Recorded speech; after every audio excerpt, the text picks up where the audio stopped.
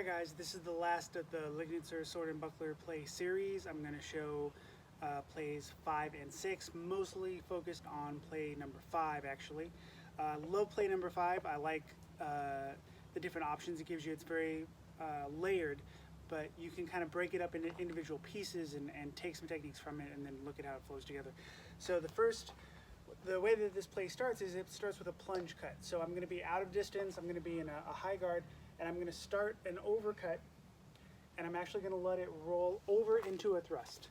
So I'm going to start a cut, I'm going to roll over into a thrust. This is great if you have somebody who kind of parries like they are going to parry a cut, but there's a little bit of that opening. You can actually shoot up and over the top and land that thrust.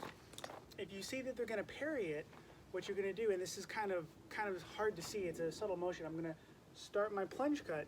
If I see that they're going to parry it, I'm going to do a slight disengage and thrust to the other line. So on my pel here, I just stuck a little wand so we can see it. So if everything works out fine, I'm going to start my plunge cut out of range.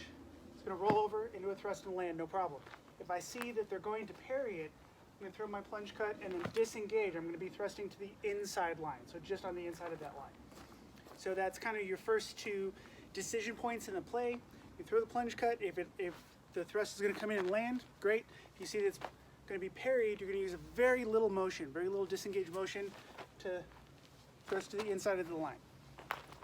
If they push that one out to the side, so I've done my plunge cut, I disengage, and I see they're going to parry, I'm going to do that outer wind so that I can still get around their parry and continue that thrust.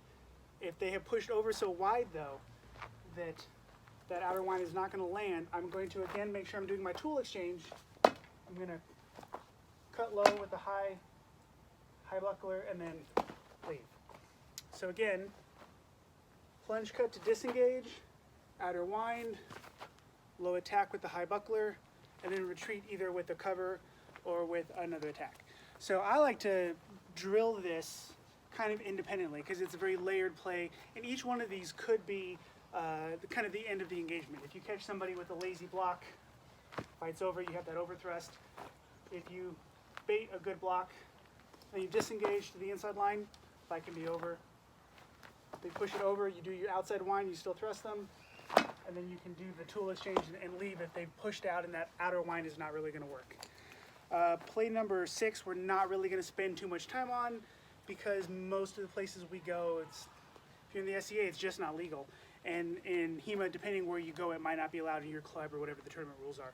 But essentially, the opponent's going to cut at me, and I'm going to switch to a half sword grip under my buckler. I'm going to take the block, I'm going to reach out, I'm going to rip their buckler out of their hand and smash them in the head with it.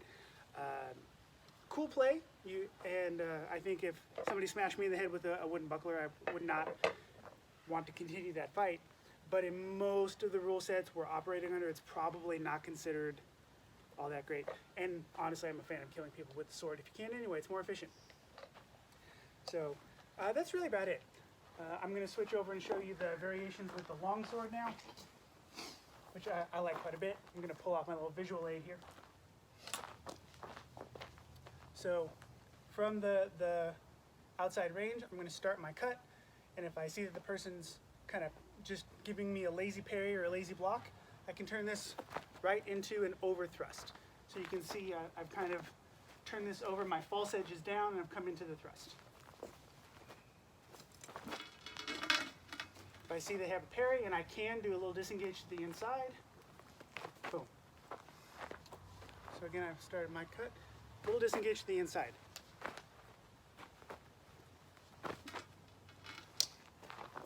If they parry that out, I can do an outer winding to still land that thrust.